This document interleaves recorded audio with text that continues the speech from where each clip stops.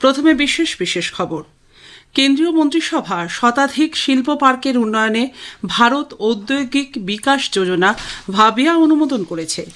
আত্মনির্ভর ভারত গঠনের লক্ষ্যে 2023-24 তুলো মৌসুমের জন্য ভারতীয় তুলো নিগমকে 1,718 কোটি টাকা ন্যূনতম সহায়ক মূল্য অনুমোদন করেছে মন্ত্রিসভা। রাজ্যসভায় আজ 20টি রাজ্যের 59 জন সদস্যকে বিদায় সম্বর্ধনা জানানো হয়েছে। দেশে অপরিশোধিত তেলের সরবরাহ স্বাভাবিক এবং শোধনাগারগুলি সর্বোচ্চ ক্ষমতায় কাজ চালিয়ে যাচ্ছে বলে সরকার আশ্বস্ত করেছে। প্রধানমন্ত্রী নরেন্দ্র মোদী পশ্চিম এশিয়া পরিস্থিতি নিয়ে সংযুক্ত আরব আমিরশাহীর রাষ্ট্রপতির সঙ্গে কথা বলেছেন। পশ্চিমবঙ্গে আসন্ন বিধানসভা ভোটের আগে নির্বাচন কমিশন রাজ্য পুলিশ প্রশাসনের শীর্ষস্তরে আরও এক দফা রদবদল করেছে। 5 রেঞ্জের ডিআইজি ও 11 জন জেলা শাসক সহ কলকাতার 2 নির্বাচনী আধিকারিককে সরিয়ে দেওয়া হয়েছে। অর্লিও মাস্টার্স ব্যাডমিন্টনে কিদাম্বি শ্রীকান্ত শুরুতেই বিদায় নিয়েছেন। আসছে বিস্তারিত খবরে। কেন্দ্রীয় মন্ত্রিসভা শতাধিক শিল্প পার্কের উন্নয়নে ভারত ঔদ্যোগিক বিকাশ যোজনা ভাবিয়া অনুমোদন করেছে। এজন্য বরাদ্দ করা হয়েছে 33,660 কোটি টাকা।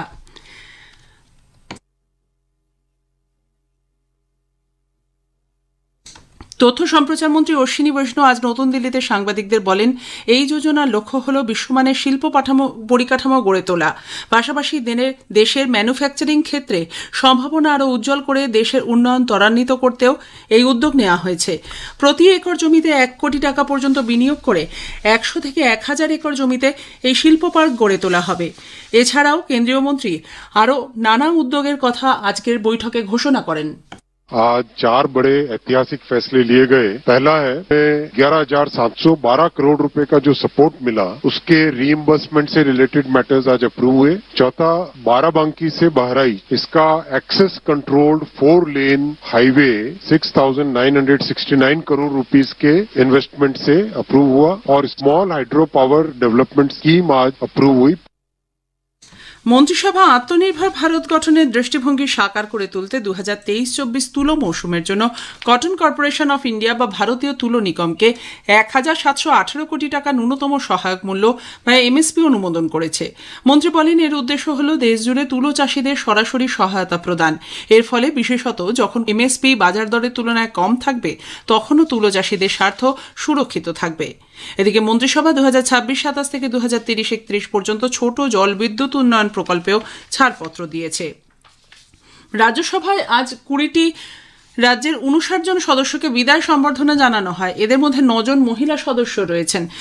প্রধানমন্ত্রী নরেন্দ্র মোদী এদের বিদায় সম্বর্ধনা দিয়ে বলেন, সংসদীয় গণতন্ত্রে এই সাংসদদের অবদান দেশবাসী চিরকাল মনে রাখবেন। রাজনীতিতে কখনোই পূর্ণচ্ছেদ পড়ে না, একথা উল্লেখ করে শ্রী মোদী বলেন, বিদায়ী সাংসদদের অভিজ্ঞতা এবং উল্লেখযোগ্য অবদান বরাবরই মূল্যবান। हमारे जो माननीय सांसद विदाई ले रहे हैं उनका तो योगदान रहा ही, और इसके लिए भी मैं उनका साधुवाद करता हूं। जो हमारे माननीय सांसद विदाई ले रहे हैं, लेकिन ये माननीय सांसद ऐसे हैं कि जिनको पुराने संसद के भवन में भी बैठने का मौका मिला और नए संसद भवन में भी बैठने का मौका मिला। उनको राष्ट्र के कल्याण के लिए সর্বোচ্চ ক্ষমতায় কাজ চালিয়ে যাচ্ছে বলে সরকার আশ্বস্ত করেছে। পেট্রোলিয়াম ও প্রাকৃতিক গ্যাস মন্ত্রকের যুগ্ম সচিব সুজাতা শর্মা আজ নতুন দিল্লিতে পশ্চিম এশিয়ার সাম্প্রতিক পরিস্থিতি নিয়ে এক আন্তঃমন্ত্রক বৈঠকে একথা জানান। क्रूड अवेलेबिलिटी सामान्य है, रिफाइनरीज उच्चतम कैपेसिटी पर ऑपरेट कर रही हैं, domestic LPG production has increased by 40%, retail outlets पर कोई ड्राई आउट रिपोर्टेड नहीं है और पेट्रोल पंप्स पर एडिक्वेट स्टॉक्स पेट्रोल और डीजल के अवेलेबल हैं। नेचुरल गैस के संबंध में पीएनजी और CNG for transport 100% without any cut consumers को अवेलेबल कराया जा रहा है। শ্রীমতী শর্মা জানান, গত কয়েকদিনে সারা দেশের বিভিন্ন জায়গায় 12,000 অভিযান চালানো হয়েছে। বাজেয়াপ্ত হয়েছে প্রায় 15,000 সিলিন্ডার। তেল বিপণন সংস্থাগুলির নজরদারি দল সদা তৎপর রয়েছে। যে কোনো রকম কারচুপি রুখতে চালানো হচ্ছে হঠাৎ অভিযান। বন্দর, জাহাজ ও জলপথ মন্ত্রকের বিশেষ সচিব রাজেশ কুমার সিনহা বলেছেন, সব ভারতীয় জলযান নিরাপদে রয়েছে এবং কোথাও কোনো অপ্রীতিকর ঘটনা ঘটেনি।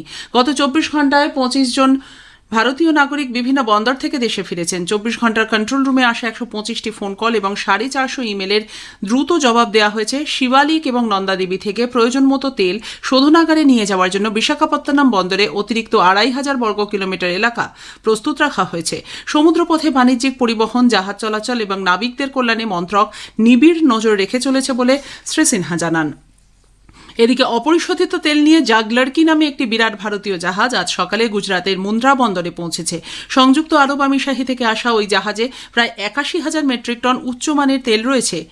এর আগে মুন্দ্রা বন্দরেই শিবারিক এবং ভানার বন্দরে নন্দাদেবী নামে দুটি তৈলবাহী জাহাজ নিরাপদে হরমুজ প্রণালী পার করে ভারতে পৌঁছয়। অপরিশোধিত তেল জাহাজ থেকে শোধনাগারে পাঠানোর কাজ বিঘ্নে সম্পন্ন করতে বন্দর কর্তৃপক্ষ কাজ চালাচ্ছে। অন্যদিকে বিদেশ মন্ত্রকের মুখপাত্র রণধীর জয়সওয়াল জানিয়েছেন, প্রধানমন্ত্রী নরেন্দ্র মোদী পশ্চিম এশিয়ার পরিস্থিতি নিয়ে গতকাল সংযুক্ত আরব আমিরশাহীর রাষ্ট্রপতি শেখ মোহাম্মদ বিন জায়েদ আল নাহিয়ানের সঙ্গে কথা বলেছেন। সে দেশের সাম্প্রতিক হানায় নিরাপদ মানুষের মৃত্যু ও নাগরিক পরিকাঠামো ক্ষয়ক্ষতির তীব্র নিন্দা করেন তিনি। হরমুজ প্রণালী দিয়ে নিরাপদ ও অবাধ যাত্রা সুনিশ্চিত করার ওপর দুই নেতাই জোর দিয়েছেন। শ্রী জয়সওয়াল জানিয়েছেন, তেহরানে ভারতীয় দূতাবাস দেশের নাগরিক বিশেষত পড়ুয়াদের জন্য আর্মেনিয়া ও আজারবাইজান সড়ক সীমান্ত দিয়ে যাতায়াতের ক্ষেত্রে একটি নির্দেশিকা জারি করেছে। লেবাননের মধ্য বেইরুটে আজ সকালে দুটি ইসরায়েলি হানায় কমপক্ষে 6 জনের মৃত্যু হয়েছে, আহত আরও 24 জন। স্থানীয় সংবাদ মাধ্যম সূত্রে জানা গেছে, ধ্বংসস্তূপ থেকে উদ্ধার হওয়া দেহগুলি শনাক্তকরণের জন্য ডিএনএ পরীক্ষায় পাঠানো হচ্ছে। পৃথক হেজবুল্লাহর ঘাঁটি হিসেবে চিহ্নিত একটি 15 তলা আবাসিক ভবন ইসরায়েলি সেনা গুঁড়িয়ে দিয়েছে। এক রাতের মধ্যে শহরের মধ্যাঞ্চলে আবাসিক এলাকায় হামলা চালানো হয়েছে অন্তত 4 বার। অন্যদিকে তেল আভিভে ইরানি ক্ষেপণাস্ত্র হানায় 2 ইসরায়েলি নাগরিকের মৃত্যু হয়েছে। ইসরায়েলের প্রতিরক্ষা মন্ত্রী ইসরায়েল কাটস দাবি করেছেন, সেদেশের সেনা ইরানের গোয়েন্দা বিভাগের মন্ত্রী ইসমাইল খাতিবকে হত্যা করেছে। সব দিক থেকেই আজ দিনভর আরও তীব্র হামলা চালানো হবে বলে স্পষ্ট জানান তিনি। প্রধানমন্ত্রী নরেন্দ্র মোদী 29 মার্চ রবিবার আকাশবাণীতে মন কি বাত অনুষ্ঠানে দেশ বিদেশের মানুষের সঙ্গে তাঁর চিন্তাভাবনা করে নেবেন। এটি হবে মাসিক এই বেতার অনুষ্ঠানের 132তম পর্ব। মন কি বাতের জন্য এবারও সাধারণ মানুষের পরামর্শ, বক্তব্য, মতামত জানতে চেয়েছেন প্রধানমন্ত্রী। এ খবর আপনারা শুনছেন আকাশবাণী কলকাতা কেন্দ্র থেকে।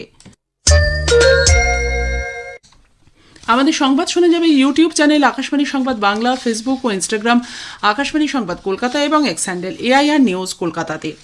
রাজ্যে বিধানসভা নির্বাচন ঘোষণা হওয়ার পর থেকে নির্বাচন কমিশন আজও প্রশাসনের শীর্ষ স্তরে বেশ কিছু রদবদল করেছে। রাজ্য পুলিশের 5 রেঞ্জের ডিআইজির পর একই দিনে মালদা, মুর্শিদাবাদ সহ 11টি জেলা শাসক ও জেলা নির্বাচনী আধিকারিক এবং কলকাতা উত্তর ও দক্ষিণ নির্বাচনী জেলা দুটির নির্বাচনী আধিকারিকদের সরিয়ে দেওয়া হয়েছে। তাদের জায়গায় নতুন আধিকারিক নিয়োগ করার কথা জানিয়েছে কমিশন।